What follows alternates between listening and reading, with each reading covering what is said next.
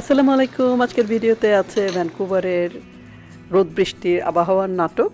আমার দুই দুষ্ট বিড়ালের কিছু দুষ্টুমি, আমার ছেলের সাথে সারাদিন কি কি করলাম ভ্যানকুভারে, এবং একটা নাটক তো হয়েছে, সেটা তোমরা ভিডিওতেই দেখবে।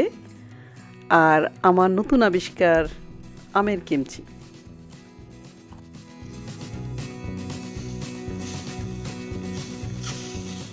আমি মাঝে মাঝে ভাবি ভ্যানকুভারের আবহাওয়ার মনে হয় মুড সুইং আছে, মধ্যবয়সী রমণীর মতো। সকালবেলা হয় বৃষ্টি, বিকেল হতে হতে প্রচণ্ড গরম, কিংবা উল্টো। তো গাছে কখন পানি দিব আর দিব না, সেটাও একটা চ্যালেঞ্জিং আমার জন্য।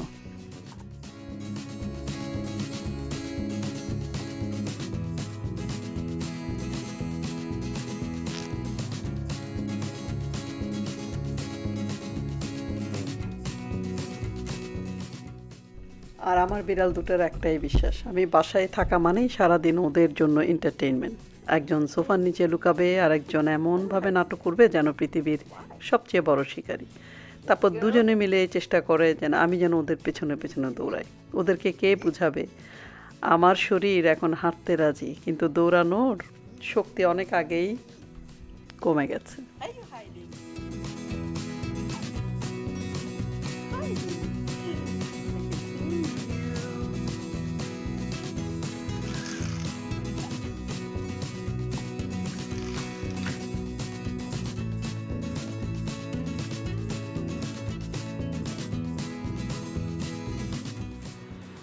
উইকেন্ডে এসে ক্যালোরি গুণে জীবন নষ্ট করার কোনো মানে হয় না। সকালবেলায় উঠে মনে হয় গরম এক কাপ চা, তারপর এমন একটা নাস্তা যেন মনে হবে জানি জীবনে বেঁচে থাকাটাই সার্থক।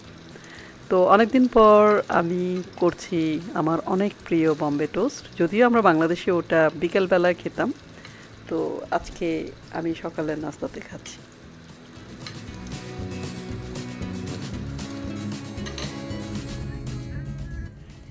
আমার ছেলে যখন বলে চলো আজকে কোথাও ঘুরে আসি, তো ওই ঘুরে আসাটা শুরু হয় একভাবে পরিকল্পনা করে, শেষ হয় অন্যভাবে। সেজন্য আমি কোনো এক্সপেকটেশনে রাখি না, আমি ওর হাতেই ছেড়ে দিই যে বাপ যেখানে যাবা যাব।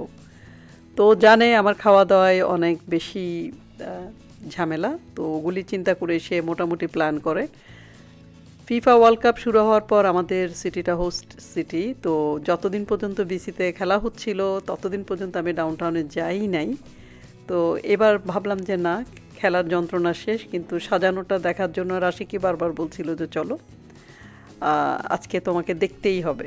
তো সেজন্য ফিফার সাজসজ্জা দেখছি, ছবি তুলছি, হাসছি, সেলফি এই করতে করতে তো ভালোই লাগছে। তবে আমি আরও অনেক বেশি কিছু আশা করেছিলাম কল্পনায়।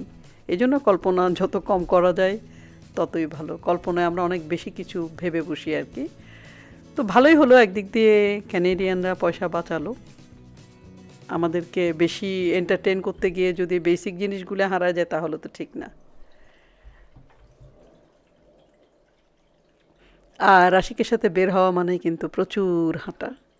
একদিক দিয়ে ভালোই হলো যে আমার 10,000 স্টেপের যন্ত্রণাটাও শেষ করলাম।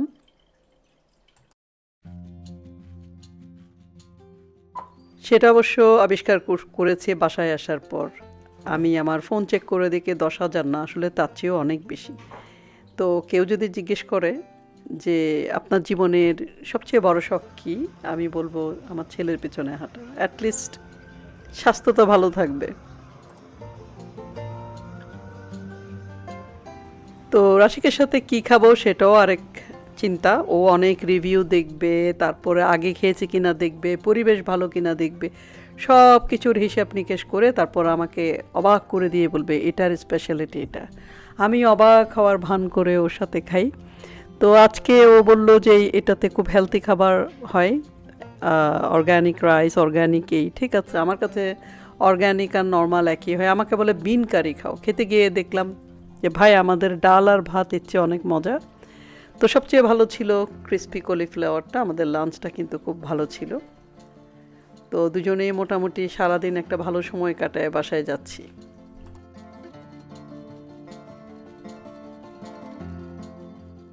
কিন্তু নাটকটা ছিল, আমরা খেয়ে দিয়ে যখন কফি খেতে গেলাম হুনুলুলু কফি শপে, ওখানে গিয়ে দেখি আমি আমার ফোন ফেলে এসেছি সেই রেস্টুরেন্টে। তো লাকিলি আমরা ওটা পেয়েছি, না পেলে আজকে কি হতো আল্লাহই জানে। আজকাল কোরিয়ান শসার প্রচণ্ড প্রেমে পড়ে গিয়েছি, এমনিও খেতে ভালো লাগে, লবণ দিয়েও ভালো লাগে, মরিচ দিয়েও ভালো লাগে, তো কিনতেই আছি। আর আজকে একটু জাপানিজ কাঁচামরিচ কিনলাম, দেখি জাপানিজ কাঁচামরিচের স্বাদ কেমন হয়। এখন তো আমের সিজন চলছে, সিজন মানে বাংলাদেশে, ইন্ডিয়াতে আরও কোথায় কে জানে। তো এখানে যে কাঁচা আমগুলি আসে মাঝে মাঝে ওটা বুঝি না কাঁচা না পাকা, কারণ স্বাদ বলে কি হয় আল্লাহই জানে। তো আমি এটা কিনে মুখে দিয়ে দেখলাম না মিষ্টি না টক, তো আমি চিন্তা করলাম যে কোরিয়ানরা এত সুন্দর সুন্দর কিমচি বানায়, আমি আম দিয়ে একটু ট্রাই করি না কেন। তো এমনিতে এই আমটাকে আমি মিষ্টিও বলতে পারবো না, টকও বলতে পারবো না, এটা অদ্ভুত একটা আম।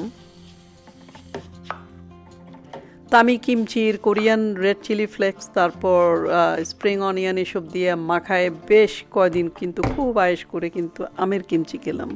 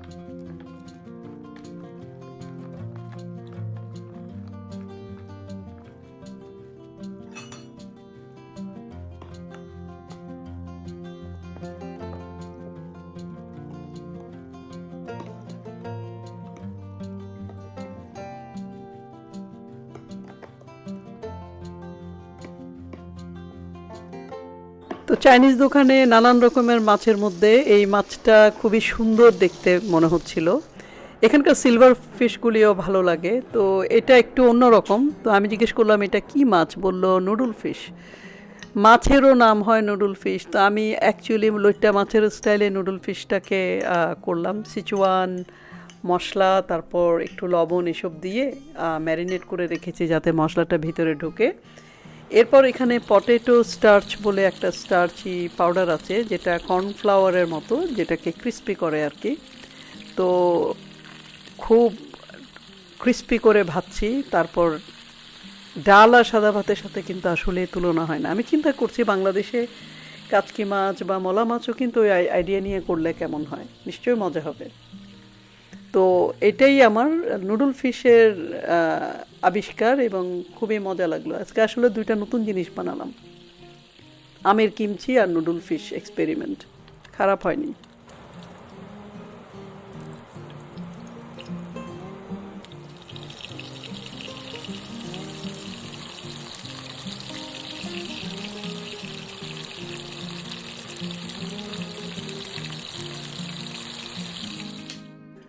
এখন ট্রাই করছি এশিয়ান মানে বাংলাদেশের স্টাইলের ফুলকপি, যেটা এখানকার ফুলকপিগুলো এখানকার মানুষদের মতোই পানসে, কিন্তু এই ফুলকপিটা মজা লাগে। তো এটা মাঝে মাঝে আমি চাইনিজ স্টোরে গেলে কিনি। তো সহজ সাধারণ একটা রান্না, স্টিয়ার ফ্রাই ফুলকপি, একটু ঝালঝাল চাইনিজ মশলা, যে কোনোখানেই আমি সিচুয়ান ইউজ করছি আজকে। তো এটাই আমার কাছে ক্রিসপি নুডলস ফিশের ফ্রাইটা যেমন খুব মজা লেগেছে, আবার স্টিয়ার ফ্রাই ভেজিটেবলটাও খুব মজা লেগেছে। ডিনারটা ছিল খুবই মানে হালকা কিন্তু মজাদার।